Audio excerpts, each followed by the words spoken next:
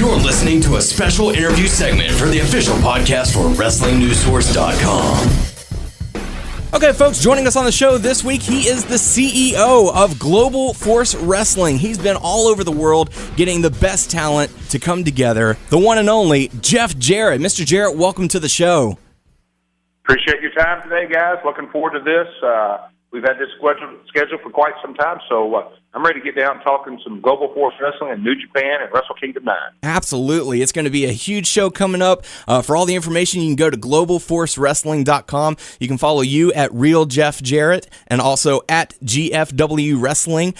Global Force Wrestling is going to be presenting Wrestle Kingdom 9 in the Tokyo Dome on Sunday, January 4th. It's going to be a live pay-per-view. If you want to stay up, it's going to be at 2 a.m. Eastern Time. They're going to have a replay time of 7 p.m. Eastern, 4 p.m. Pacific. You can also watch it on the Flips app. You're going to see AJ Styles, the Bullet Club, Mr. Jeff Jarrett himself, many more on there. As far as the presentation for Wrestle Kingdom, how did that come about? Who approached who in the aspect of this?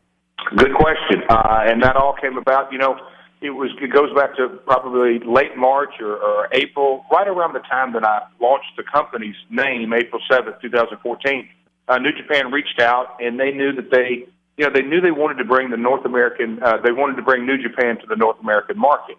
And so we sat down and strategized, and it became obvious real quick what better way than to make a splash to enter into the North American market with their biggest show of the year, the Tokyo Dome. This is Wrestle Kingdom 9, but I believe this is the 24th year that they've had this event. So it was real obvious that this was the event, and so we put the wheels in motion and made it happen. And we couldn't be happier thus far with the promotion and the hype and just everything coming together.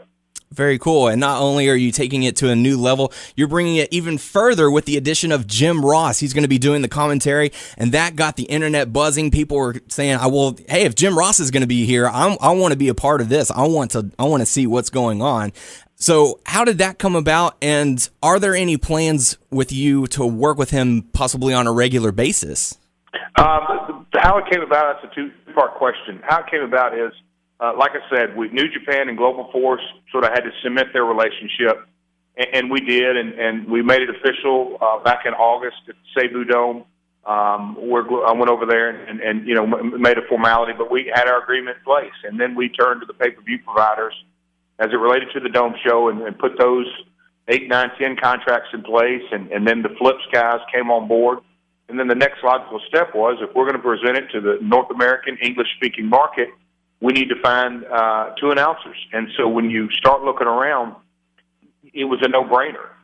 Jim Ross, in my opinion, has no peers. He's the voice of this wrestling fan's generation. He's had a main event run that goes back to the Clash of Champions days. I mean, he's been on the top of his game, of his business, what he does in this business for over 20 years. And so, like I said, it was a no-brainer. I've done business with his representation on and off for years. Great group of people, fair, honest, stand-up guys.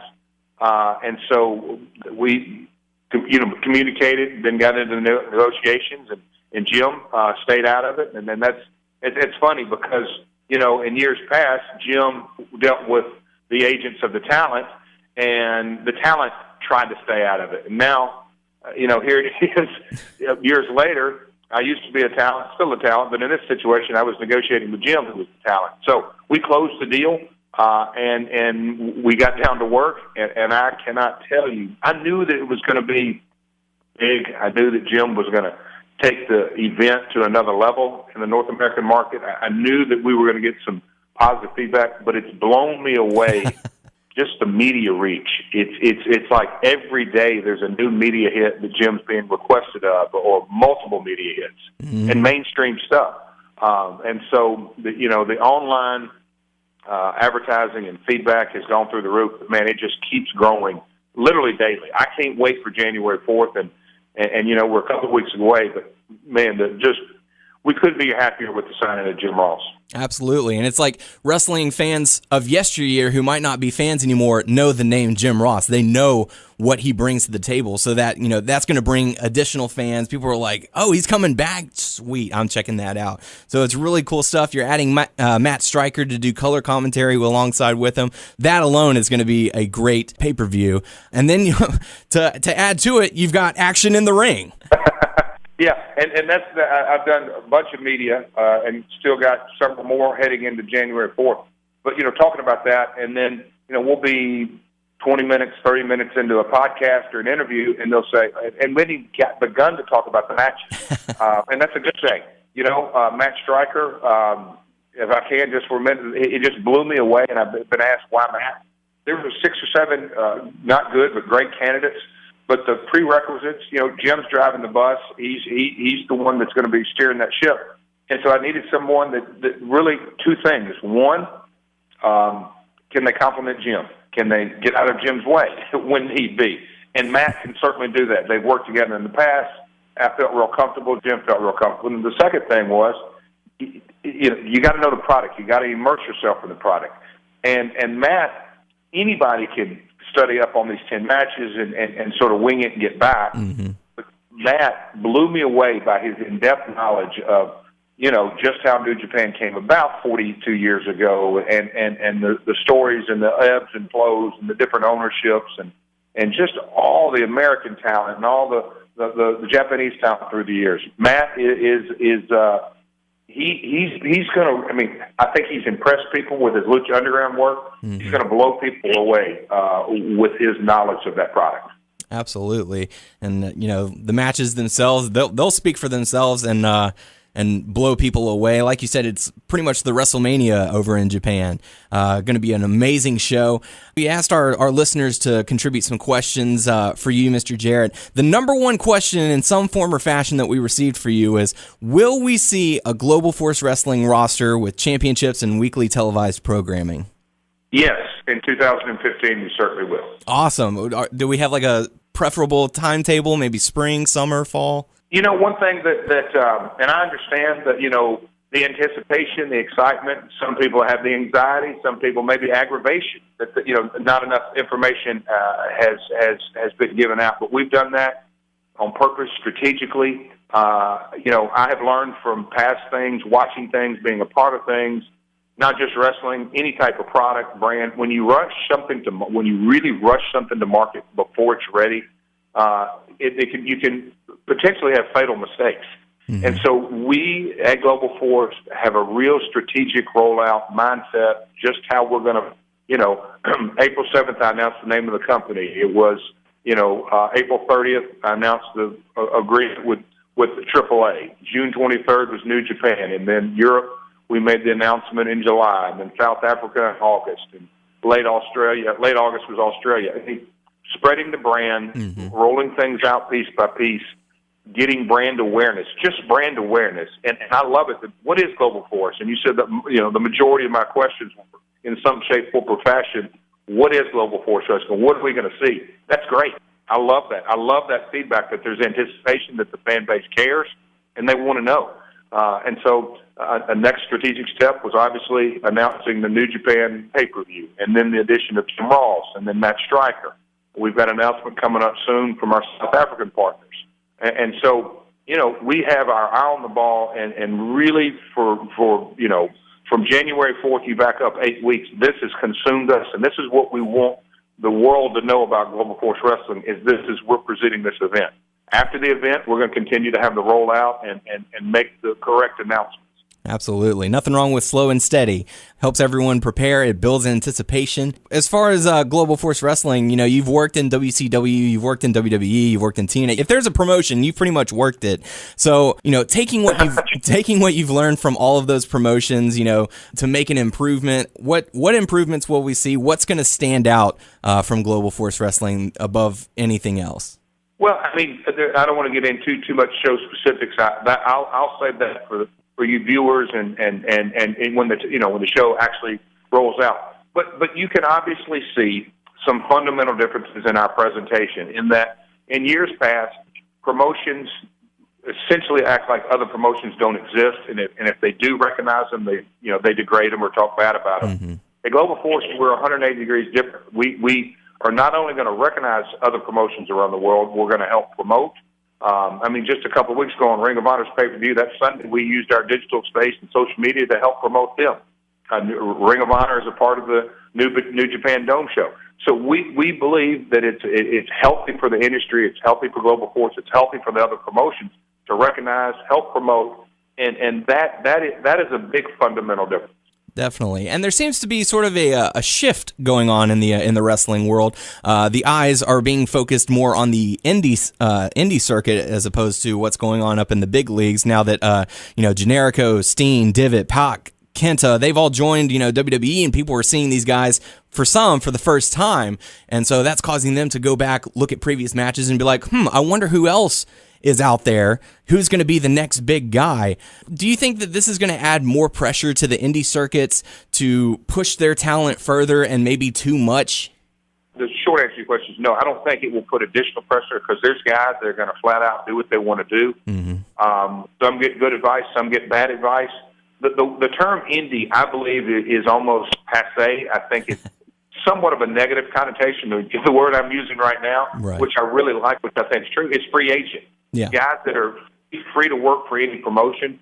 And I believe with, just like you said, the Steen and Fergal Divot and these guys that have come from the quote-unquote independent scene, it's just a testament, like I've said for the last 8 or 9 months since I've really got out here and really studied it. The independent scene, the free agent market is very, very healthy. And I think it shows that in North America you have Ring of Honor with their syndicated deal. Congrats to TNA. They got their Destination America deal. You've got Axis bringing New Japan. You've got El Rey with Lucha Underground. Global Force will be on the scene in 2015. Mm-hmm. So the business is healthy. The free agent market is healthy. And I think that didn't happen overnight. I think it's taken, many years. But as a promoter, I couldn't be happier. As we're mentioning the free agents and stuff like that, NXT and WWE recently put on their takeover show. People were giving it very high praises, and then they said, okay, it's time for WWE, in a sense, to follow that, in which they felt that it fell flat. NXT seems to be putting on more basic wrestling storylines, just, I want the title, I'm going to fight you. It seems very simplistic, whereas in the higher roster, it feels, to me at least, it feels like they're lost sometimes. What are your thoughts on storylines being presented in wrestling? Well, and I hope you've got a chance to check out the multiple videos that Global Force Wrestling's airing on our YouTube channel. And one of them, Jim Ross refers to not overthinking it, mm-hmm, the basics, the fundamentals. Global Force is going to really have a core fundamental that guys are going to step into the ring. Sure, you're going to have pageantry. Sure, you're going to have characters and larger than life. That's what the business has always been about. But it's going to be about competition and a 1, 2, 3. In New Japan, over the last 36 to 48 months, it all it culminates at the Dome on January 4th. They do very fundamental basics, and there have. And look, every person who's ever been a part of matchmaking, creative, booking, whatever you want to call it, tends to outthink themselves at times. And that NXT show wasn't outthought. And it didn't surprise me when I saw Pat Patterson, because Pat Patterson yes, knows what he's doing, flat out. And so the matchmakers at New Japan, they certainly knew that, okay, Okada and Tanahashi are megastars, and they're going for the title, and let's not outthink it. And it's going to be, Jim said it, it may be the best main event he's ever called. That takes in a lot of ground. I mean, when you really think about that one statement, it may be the best main event that Jim Ross has ever called. That's 15, 20 WrestleManias. That's Clash of Champions. That's umpteen Royal Rumbles. That's SummerSlam. Many Monday Night Raw, fantastic main events. When you think about that, then to me, it almost says it all. January 4th is a can't-miss event. And it's about the basics of wrestling. Absolutely. It's going to be a huge event. There's going to be championships up for grabs, Red Dragon versus Forever Hooligans, the Time Splitters and the Young Bucks. That's certainly going to be an exciting matchup. if we can talk on that just for a little bit, because when you talk about it may be the best main event that Ross ever calls, it's going to be interesting to hear Jim Ross call that four-corner match, because those four guys, it's nonstop. It is Young Bucks are the best tag team in wrestling today. They're wrestling 2015 beyond. That match on a different spectacle will be maybe one of the best tag matches that the world's ever seen. Those guys can live up to the hype. They're all very, very competitive individuals as teams as well as individuals. That match, people ask me, what are the matches you're looking forward to? The main event, and even if you don't know Okada and Tanahashi, I tell the wrestling fan that asks me, imagine your most favorite rivalry. I don't care if it's Flair and Steamboat, or Savage and Steamboat, or Hogan Andre, or Austin Rock, Cena Orton, Jarrett Angle, whatever your favorite rivalry ever was. Imagine these two guys, Okada, Tanahashi, and then the opening match, the Four Corners tag match. And then the third one to me is, and this is a little bit near and dear to my heart, but also it is sort of the cap of the year of AJ Styles, what he had. AJ, stepped away from his comfort zone. He went out on his own, and he took over, and he rose to the occasion. And AJ, and this takes in a lot of ground too, I think this is probably the best year of AJ's career. And so his match in the Dome against Naito, and Naito is he's a main event player, but he's really trying to break through to that Okada level. And so those two guys, that'll be a match for the ages as well. The one line that I did like, that thoroughly enjoyed, that Jim Ross gave in the promotional video, is that this is a song. The wrestlers in the ring provide the music. He's just hoping to provide the correct lyrics. And that's something that really speaks to me, because you want the product as a whole to be memorable, and it's going to be. Yeah. Well, and that line has resonated with a lot of people, me included, that I've repeated that line on a few of my podcasts and print interviews, digital interviews, and that is really what this event has all come about. Global Force and New Japan and the pay-per-view and the Flips app and the stars have aligned, and then Jim Ross and the main event and just everything. It's come down to, if you're a wrestling fan, you can't miss it. You cannot miss this event. Sure, there's TV shows and other pay-per-views and different things that you go, it's not going to be the end of the world if I don't see this. Mm-hmm. This, you're going to be wanting, and you're going to, and I've told a lot of people that I've done interviews with, and business associates and people that I'm dealing with on some sponsorships that are a little bit new to this business, so to speak. And I asked them, "You going to watch it?" And all of them, "Hell yeah!" And I said, "You don't have to lie to me. I can't check your cable bill. Are you going to watch it?" Yes. I said, "When are you going to watch it?" And just about 9 out of 10 of them say, "I'm watching it live." Mm-hmm. That's where it resonates down deep in my promoter soul, is that, yep, it is truly a can't-miss event. They're going to stay up and all night to watch it. And it's a 4-hour event at that. Yep. So it's going to be nonstop action. 4-hour event, and priced at the right.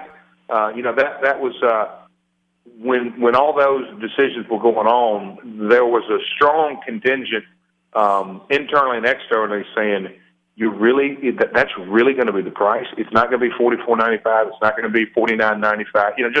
Just because society with UFC and the Mayweather fights and the big boxing fights, and they're $69.95. They're way up there. Yeah. No, for the wrestling fan, $34.95 is the right price, in my opinion. Absolutely, and we will definitely be watching it as well. I'm not sure if I'm going to be able to watch it live, but I will definitely.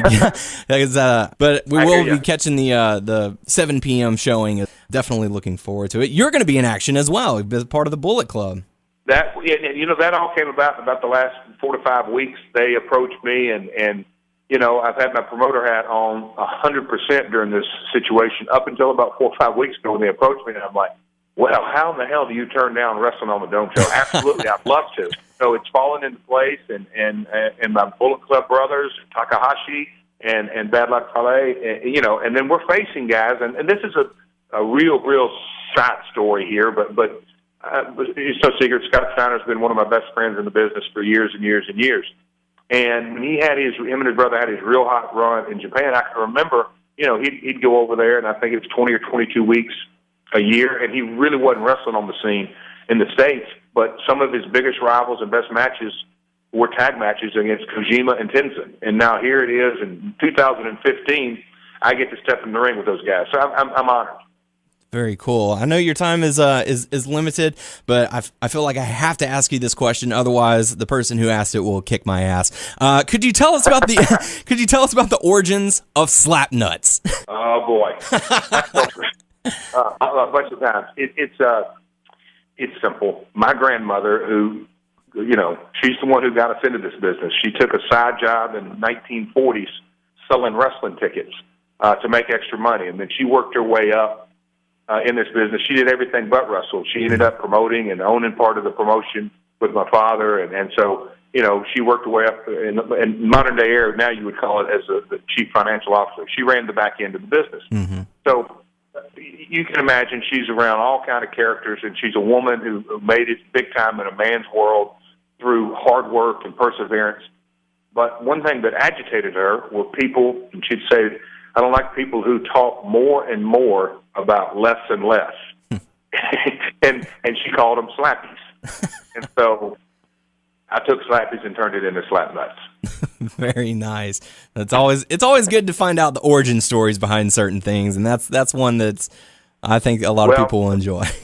The best slapnut story when it first came out was the powers that be at WCW Standards and Practices, the attorneys.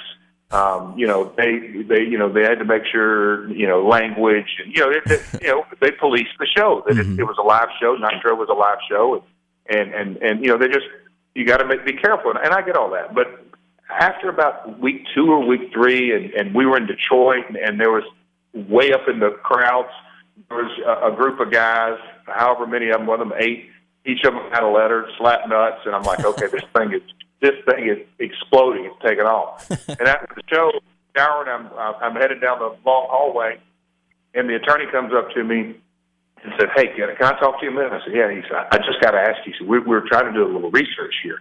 And what is a slapnut? And I'm like, oh, my God. I said, you really do live in a cubicle. If you don't know what a slapnut is, I feel for you. Go look it up in the dictionary. And I walk off. And he goes, wait a minute. Are you serious? And I couldn't keep a straight face, but I tried. Very nice. That's awesome. Well, we certainly appreciate your time. I know you're a busy man. You got a lot more media to cover before Global Force Wrestling presents. God, that's twice I've done that. Presents Wrestle Kingdom 9. Easy for you to say. Yeah. You're going to be presenting Wrestle Kingdom 9 in the Tokyo Dome on Sunday, January 4th. It's going to be a live pay-per-view at 2 a.m. Eastern Time. Replay is going to be 7 p.m. Eastern, 4 p.m. Pacific. You can also watch it on the Flips app. Go to globalforcewrestling.com for more information on that. You can follow Mr. Jarrett at Real Jeff Jarrett and at GFW Wrestling. Mr. Jarrett, it has been an honor. Best of luck to you on Sunday, January 4th in Tokyo. You all have a great time, and we certainly look forward to seeing what Global Force Wrestling has for the future. Dude, that is a wrap. You got in Twitter, website, Flips app, everything. I appreciate it. Thanks for all the support. And be watching on January 4th. Awesome. We will be presenting the show. Very good. Thank you very much. This is what professional wrestling is all about. On Sunday, January 4th, Global Force Wrestling presents... What a night! What athletes! What an event! A worldwide professional wrestling spectacular. What a way to kick off 2015! That only happens once a year live from the Tokyo Dome in Japan. Wrestle Kingdom 9. Wrestle Kingdom 9! It just doesn't get any bigger! Showcasing the best wrestling on the planet. This is good old JR Jim Ross, and there's nowhere I'd rather be than ringside in Tokyo. In what will be the wrestling pay-per-view event of the year. This is pro wrestling, like it was meant to be. Global Force Wrestling presents New Japan Pro Wrestling's Wrestle Kingdom 9, live from the Tokyo Dome, Sunday, January 4th, exclusively on pay-per-view. Wrestle Kingdom 9 on pay-per-view. The world will be watching.